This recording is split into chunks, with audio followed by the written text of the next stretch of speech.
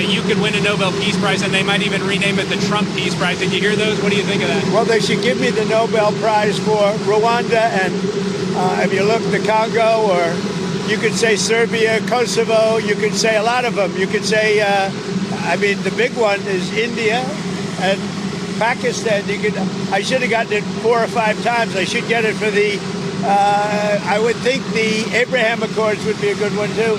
They won't give me a Nobel Peace Prize because they only give it to liberals. So we got some interesting updates for you tonight, both on the Iran front and the greater issue of foreign policy, because I think the big question looming in the air right now around Donald Trump's legacy is, will he go down as the peacemaker or the war maker? And frankly, I think that is something that is not yet decided, right? A lot of the current events and how they end up going down in history ultimately will make that decision. I think despite some of the hysterics that you have recently heard immediately saying that Donald Trump is leading us into World War III, the war with Iran has already started, the whole thing is going to happen and this is going to be the end of Trump's presidency. Look, here's my thing, right? I absolutely think if we have a boots on the ground, full out regime change war, Iraq style 2003 in Iran, absolutely yes. That will be a core betrayal of everything that Trump campaigned on for years.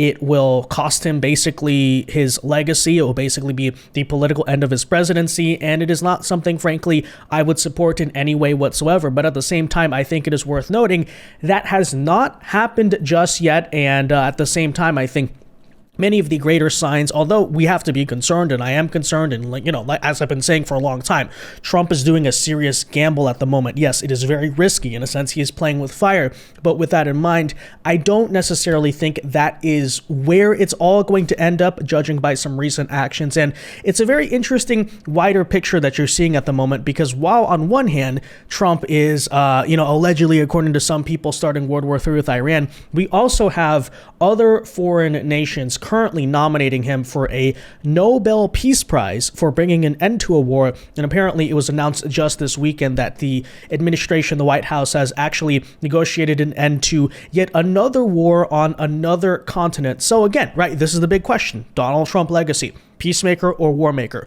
I think by all accounts we've been hearing, he's been saying it basically around the White House ever since he got elected. He wants his legacy to be remembered as a peacemaker. I think in terms of the current disputes going on with Iran and all that stuff, this is the time to, of course, make that happen. And of course, I think it is also worth noting here, as I've covered in previous videos, how when it comes to Trump's current decisions with Iran, which have gotten a little more aggressive, obviously, in the past 2 weeks, but are still relatively restrained in some areas, you also have many of the neocons. By the way, it's worth noting, I don't mean this in a figurative sense, I mean it quite literally, as we'll show you here in a second, actually, quite literally the same exact actors who called for the Iraq war, who spread that propaganda, who basically goaded the United States into it, are now saying he's not doing enough, right? He's not being aggressive enough. So again, push and pull effect here. Will the neocons end up winning out with this administration? Will the America First end up winning? I think that is going to be the delineating factor of is Trump 2.0 going to be different? Is he going to be remembered, etc.? So with that said, I want to get into all of the recent news out of Iran and other foreign policy issues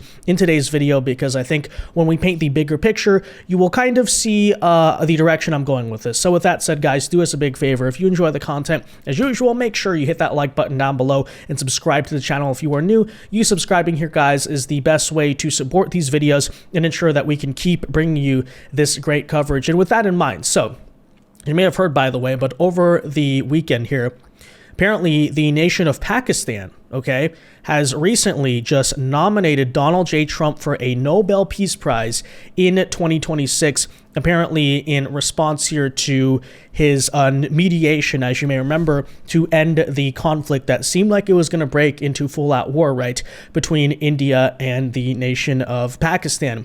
And of course, by the way, I think it is worth noting that at the time we were told, I don't remember if it was the government of India or Pakistan or whoever, which one of them said it, but basically that they were saying, oh, Trump had nothing to do with this, right? He's just senile. He's taking credit for nothing, right? And liberals kept on running with that. Well, apparently, according to the official acknowledgement here of the government of Pakistan, indeed, right, Trump was involved, and they're now trying to nominate Trump for a peace prize because of it. So I asked the characters who ran with that lie back then, are you going to acknowledge this? But nonetheless, okay, we never get the credit. Nonetheless, here you see.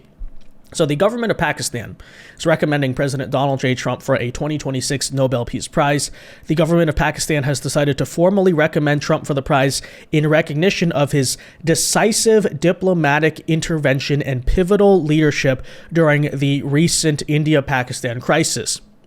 The international community bore witness to the unprovoked and unlawful Indian aggression, which constituted a grave violation of Pakistan's sovereignty and territorial integrity, resulting in the tragic loss of innocent lives, including women, children, and the elderly. So, they're very passionate about this issue, okay, as you know. But nonetheless, as you can see, the government of Pakistan is saying it also acknowledges and greatly admires President Trump's sincere offers to help resolve the long-standing dispute of Jammu and Kashmir between India and Pakistan, an issue that lies at the heart of regional instability. Durable peace in South Asia would remain elusive until the implementation of the UN Security Council resolutions concerning these cities. President Trump's leadership during the 2025 Pakistan-India crisis manifestly showcases the continuation of his legacy of pragmatic diplomacy and effective peacemaking. Pakistan remains hopeful that his earnest efforts will continue to contribute towards regional and global stability, particularly in the context of ongoing crises in the Middle East, including the humanitarian tragedy unfolding in Gaza and the deteriorating escalation involving Iran. So, ladies and gentlemen, there you have it. And I think this is all important to remember, because before people immediately say that, oh, Trump has become this warmonger, he wants war, etc., he's just become George Bush, right? How many people have you seen make that accusation?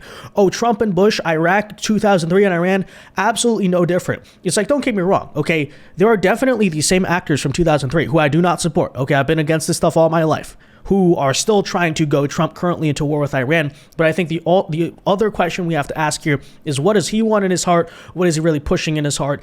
And I think when you consider the numerous cases, the pretty publicly stated understanding that he wants to be remembered as a peacemaker, that should be a sign of optimism when Trump, obviously is embarking on very risky maneuvers here, but ultimately, will it end up working or not, right? Of course, in the 80s, you may remember that, and not to make these comparisons, but, okay, it's kind of true here, right? They called Reagan crazy for saying empire of evil or tear down this wall, and, these very aggressive actions. In the end, it ends up working. It's like the tough stick negotiation, peace through strength, whatever. So we'll see what happens, okay? That's not to say I'm not concerned about what's currently happening in the Middle East. I'm not just downplaying, oh, nothing's going to happen, because it's a dynamic situation. What I'm saying here is, I think, in my opinion, I see these as signs of optimism that, hey, in this administration, he thus far has had this legacy of at least trying to be a peacemaker, right? And by the way, as you'll see here in a second, apparently that also extends into the continent of Africa, because Donald Trump just put out, I believe it was actually today, yes, on Truth Social, actually yesterday, my correction there, late yesterday. He says, quote, "I am very happy to report that I have arranged, along with Secretary of State Marco Rubio, a wonderful treaty between the Democratic Republic of Congo and the Republic of Rwanda in their war," which few people have even heard of this, but, Africa, obviously, a continent scarred by constant war, but which was known for violent bloodshed and death, more so than even most other wars, and has gone on, yes, by the way, for decades, right? They call it the African World War sometimes.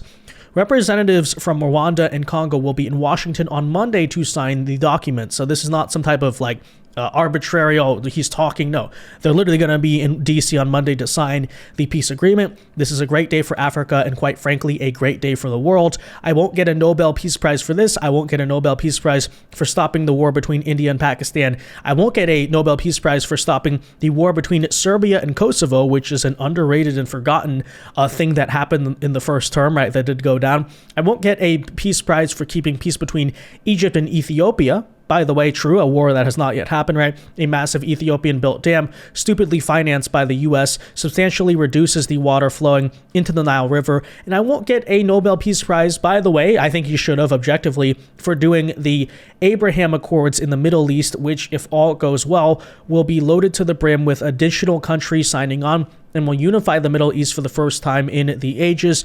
No, I won't get a Nobel Prize no matter what I do, including, by the way, here, guys, Russia, Ukraine, and Israel, Iran, whatever those outcomes may be, but the people know, and that's all that matters to me. By the way, I think in that sort of statement here and admission by him that he does indeed want to see Israel, Iran end in peace, not a regime change style war.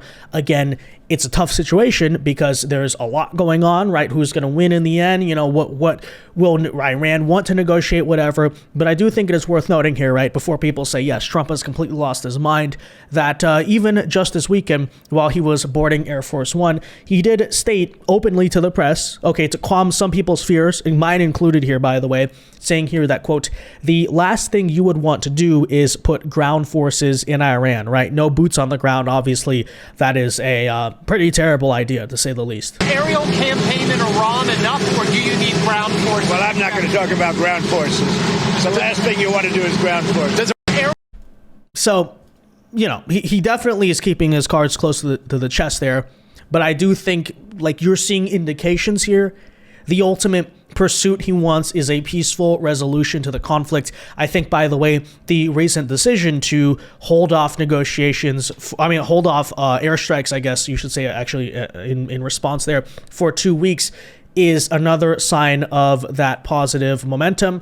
You can also see here a recent clip where Trump confirmed he was speaking to Iran and was, quote, ready, willing, and able to tell Israel to stand down and come to a diplomatic solution. But he's still kind of here stating, right, we'll see what has happened. But yeah, I mean, Trump clearly here pushing in some ways for wanting to more be remembered as the peacemaker rather than the war maker. These should be seen as positive signs. Mr. President, the Iranian foreign minister this afternoon said if the U.S. is serious about negotiations, that you would call up Israel and request that they stop their airstrikes. Will you make that request?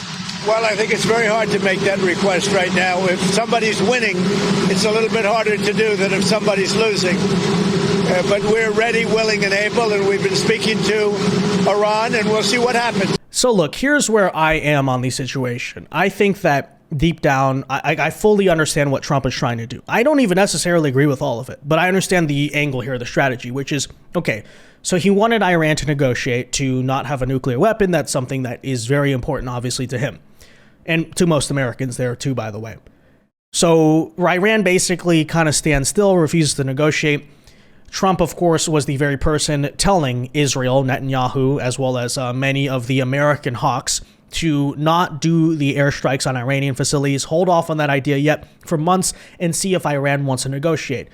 And by the way, Trump clearly, again, his legacy, he wants to be a peacemaker. That's what he's trying to ultimately get, is a peaceful resolution where Iran ultimately denuclearizes. Now, with that in mind, so basically what he saw, I think, was it with the Israel idea was, look, Iran is not negotiating. They're standing still. Okay, let's do a little show of force to show that we're serious, then come back to that negotiating table. The current question now is, will that work, right? Is Iran basically scared enough that Israel alone has control over their airspace, etc., to basically want to stand down there and be agreeing to a deal? Well, that's currently what Donald Trump is doing. He, at least at the very least here, right? He is going out and claiming that Iran constantly is basically begging here to negotiate, hence why he is open now, as you heard, this basically 2-week window to allow for some type of deal to be made. Now, with that in mind, I think it is worth noting here and worth calling out that, as we covered before, by the way, Mark Levin had very similar criticisms. He has never found a war he has not liked. But as you can see here, David Frum, the current writer over at The Atlantic, who, it's worth noting here, this guy, again, was one of the chief propagandists who led America into the Iraq War. And so just keep that in mind when you hear criticisms from these people that Trump is not being tough enough on Iran. Really? Really? Are you serious? They're mocking this very idea of 2 weeks, right? How dare Trump even wait? How dare Trump even have the nerve to maybe try to find a diplomatic solution? Maybe try to figure out if there's a way to, de-escalate the situation before everything teeters on the brink, as we all understand, by the way, teetering dangerously close on the brink of a massive all-out war with Iran that, by the way, would not just involve Israel and Iran, but it would involve the U.S., likely China, Russia. It's when we say it could be a catalyst for World War III, we're not exactly joking or being hyperbolic there. Now, there are many possibilities, but understanding that, hey, that is one potential outcome that you could see. Yes, these are decisions, by the way, that Trump is very right to show some degree of restraint on. Okay, he's very right to say, hey, maybe before we get America directly involved, maybe before we have American planes flying and destroying underground Iranian facilities and, very likely causing some type of retaliation, and who knows, the back and forth could trigger, yes, a straight up war with Iran. We all know that's a possibility. How dare Trump maybe think to himself for a second, maybe let's show a little restraint there. The neocons are saying he's not being bloodthirsty enough, essentially. As you can see, David Frum here. Again, I want to reiterate, top architect of the freaking Iraq war. These people are wrong about everything, so just keep that in mind. He says, quote, 2 weeks is what Trump says when he's backing away from a commitment that he did not mean, whether sanctions on Russia or a healthcare plan or an infrastructure bill. As you can see, this was my response to it all, by the way. What is the genuine problem with having restraint? America joining the war is not some video game, okay? Sure, maybe there's a possibility where it all works out. Iran just stands down, like, okay, we get the point. But we understand there's other possibilities there. Again, sometimes with these situations, you have to be cognizant of all potential outcomes, and that's why there's restraint. When we understand serious things are on the table here, right? It's a serious decision that may or may not, but it definitely does risk a global war in the lives of millions. These bloodthirsty lunatics are essentially screaming at Trump currently for not recklessly charging headfirst into it fast enough. Are you serious, right? So, I think that's, by the way, the situation currently that the MAGA base is in is like, look, I think most of us, not all of us, but I'd say 90% of us are in agreement. We do not want boots on the ground in Iran. We do not want the situation to go out into a full global war, okay, for sure, right? We do not want Iraq War 2003. I think to an extent, the viewpoint of much of the MAGA base is basically at the moment, okay, Trump has earned enough trust through the years of like, okay, we're going to defer to his judgment to basically say, hopefully he knows what he's doing, and we'll see where that all turns out. Okay, and by the way, I think that's completely fair.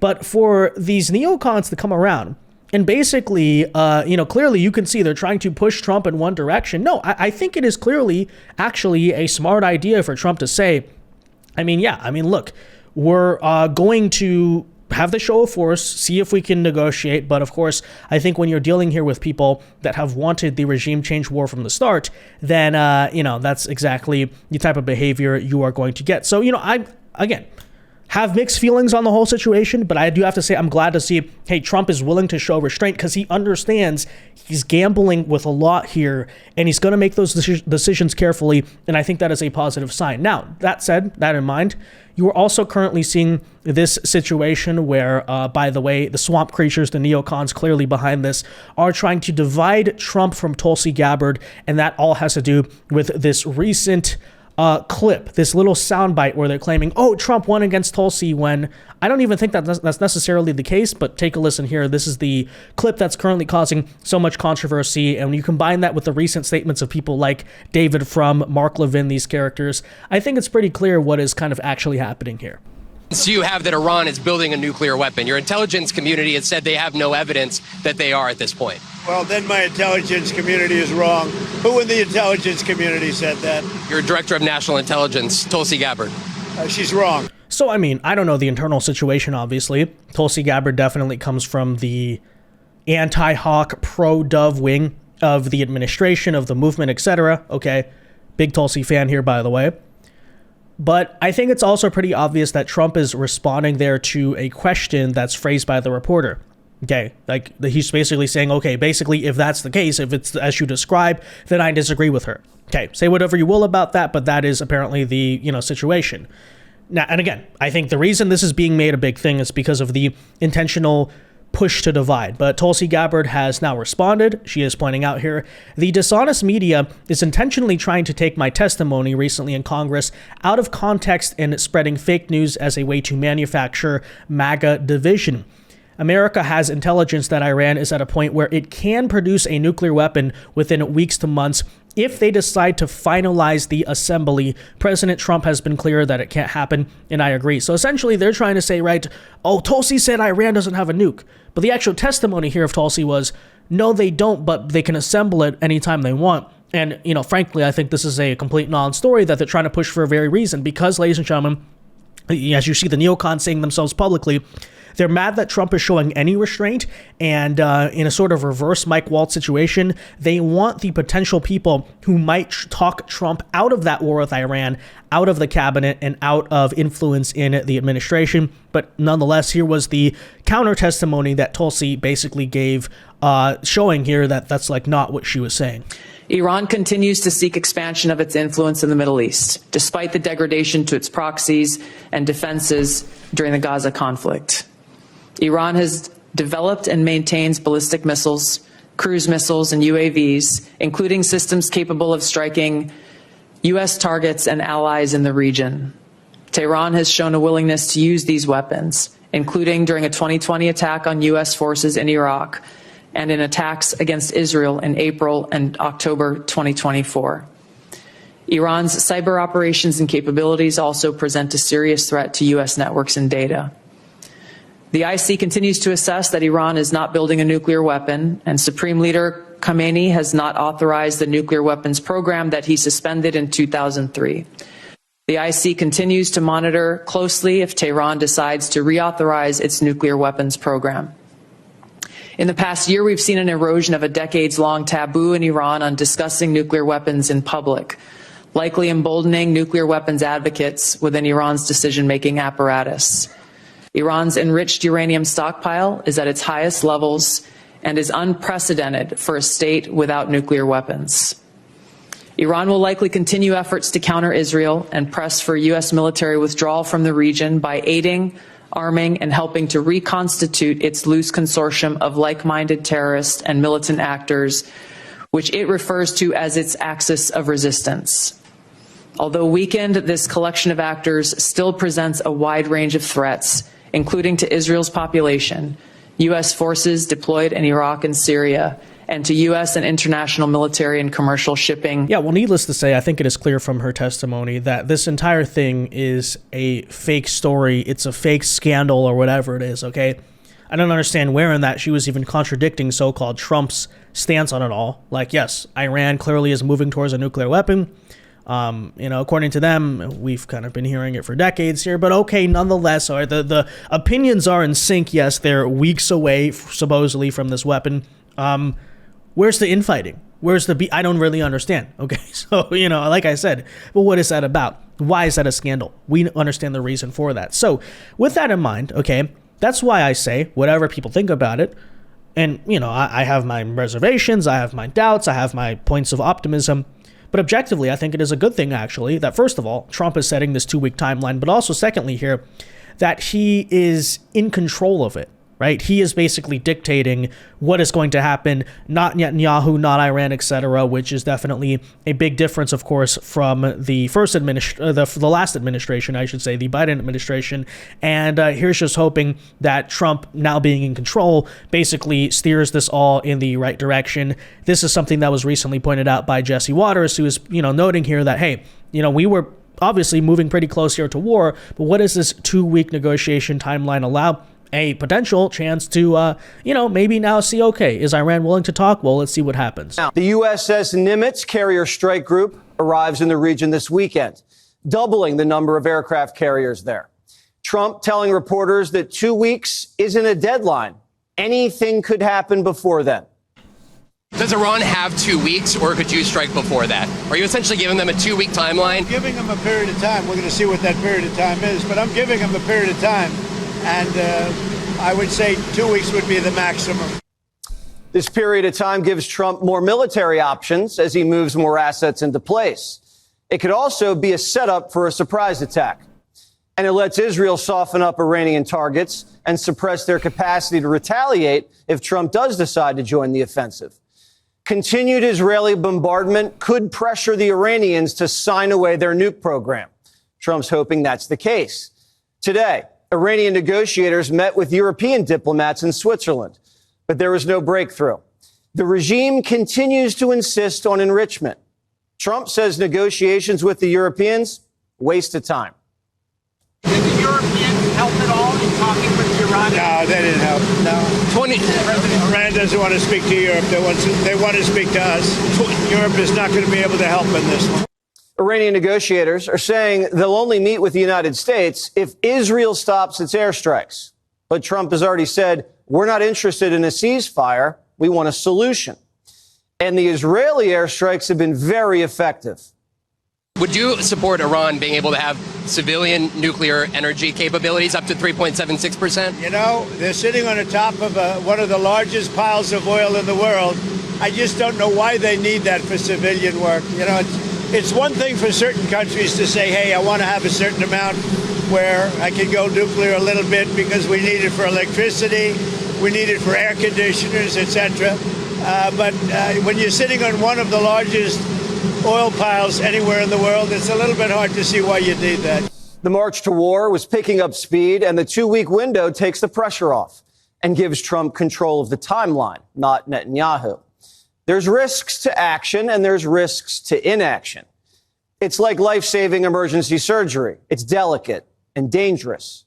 Sources say the president's looking at what happened to Libya. Quote, the president in recent days has specifically mentioned the oil-rich North African country's decades-long plunge into anarchy in 2011, after the U.S. joined a NATO bombing campaign to oust dictator Muammar Gaddafi. Gaddafi saw America topple Saddam over WMDs, so he got rid of his program voluntarily, thinking it would save him from an invasion. But Obama, Hillary, and the Europeans exploited the vulnerability. Yeah, I will say, too, objectively, that is an aspect of this that makes negotiating with Iran especially difficult. Because, look, I'm in no way here to defend anything else the regime does or stands for. But it is kind of understandable to an extent why they want nuclear weapons, because guess what? And by the way, why it's going to be hard to talk them out of it. You know, if anyone can do it, it's Trump. But still, because yes, the Iranian regime did see what the U.S. did to Iraq and Libya. And they're basically saying, you know, and by the way, I sort of understand where they're coming from in this regard. Well, if all of our enemies have nuclear weapons, then how else are we going to defend ourselves? Because clearly past U.S. regimes here, which the U.S. is basically going to have to somehow convince them that that's not our intention, right? But past U.S. regimes have basically stood there and, you know, overthrown governments over these claims. And yeah, that is absolutely true, by the way. Gaddafi literally said, I'm giving up my WMDs. And then what did the Obama administration do with that trust? That's the issue with U.S. diplomacy, which they claim Trump, undermines U.S. trust around the world. No, that type of stuff by past bipartisan consensuses in our government, that is what has undermined America's reputation, not Donald Trump coming in and trying to fix those things. And by the way, I think it is a very optimistic sign here that the recent consideration of the Trump administration is, yeah, we don't want this to end like Libya. Contrary to the war lobby in both parties, we actually think that was a bad thing what happened in 2011. So that is a positive sign, in my opinion. Again, here, the bigger picture is, like I said, you're playing with a delicate situation. It can go one of two ways, maybe one of three or four, but essentially we know what the deal is here, right?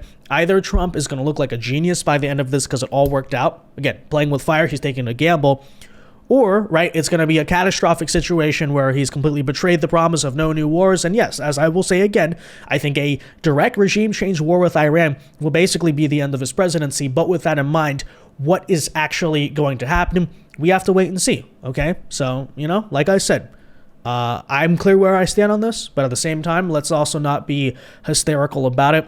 Let's see where this all goes. And yes, I think the fact that Trump is showing some restraint here, a good sign, whatever you think of the greater picture. But with that said, guys, let me know your thoughts on all of this in the comment section down below. Well, you know, what do you think of the current situation? Where do you see it headed?